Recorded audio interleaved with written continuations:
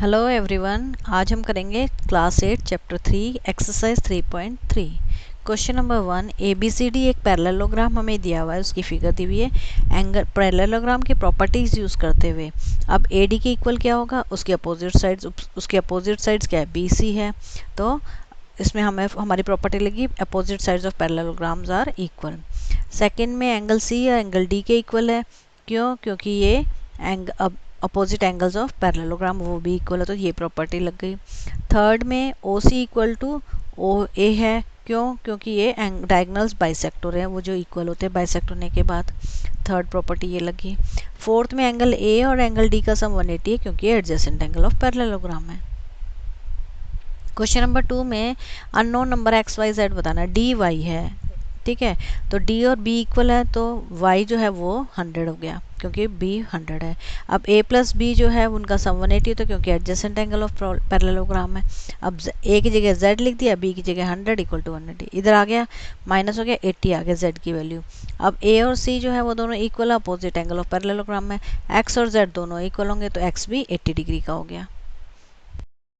Question number 2 का second part, ये हमें फिगर दी हुई है, एक्स वाई जेड हमें इसमें निकालना है और ये 50 डिग्री का एंगल दिया है। एक्स प्लस 50 इक्वल टू 180, क्योंकि adjacent angle of the parallelogram है।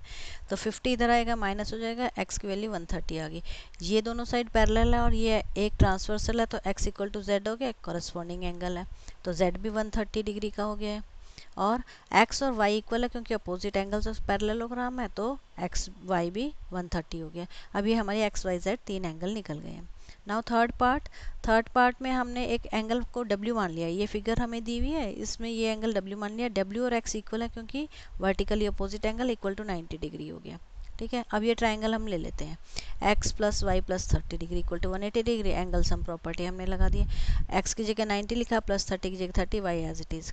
इन दोनों को प्लस करा, 120 आया, उधर ले जाएंगे 120 माइनस हो जाएगा, तो 60 आ गई। y की वैल्यू हमारी 60 आ गई है। अब ये लाइन और ये लाइन पैरेलल है और ये ट्रांसवर्सल है, तो z और y जो है वो इक्वल हो जाएंगे, ऑल्टरनेट एंगल, तो z भी 60 डिग्री का हो गया। अभी हमारे तीनों एंगल x y z निकल गए। फोर्थ पार्ट, ये हमें फिगर दी हुई है, एक्स वाई जेड की वैल्यू निकालनी है। y equal to 80 degree, opposite angle of parallelogram. x plus Y 180 है, adjacent angle of parallelogram. y की जगह हम 80 लिखेंगे, फिर इक्वल टू के उधर ले जाएंगे, तो 180 माइनस 80 इक्वल टू एक्स की वैल्यू 100 आ गई हमारी। अब ये और ये दोनों पैरेलल लाइंस है और ये एक ट्रांसवर्सल लाइन है, तो z equal to 80 degree corresponding angle हो गया। अब इसमें हमें y equal to 80, x equal to 100 and z equal to 80 हमें मिल गए। नाउ फिफ्थ पार्ट में हमें एक और पैरेललोग्राम दिया हुआ है। इसमें y इक्वल टू 112 हो जाएगा, क्योंकि ये दोनों अपोजिट एंगल्स हैं पैरेललोग्राम के, ये और ये अपोजिट एंगल। अब इस ट्राइंगल को ले लेते हैं हम। In this triangle x plus 40 degree plus 112 equal to 180, angle sum property लगाएं, इन दोनों को प्लस किया 152। अब 180 में से 152 माइनस कर दिया, x की वैल्यू 28 डिग्री आ गई है।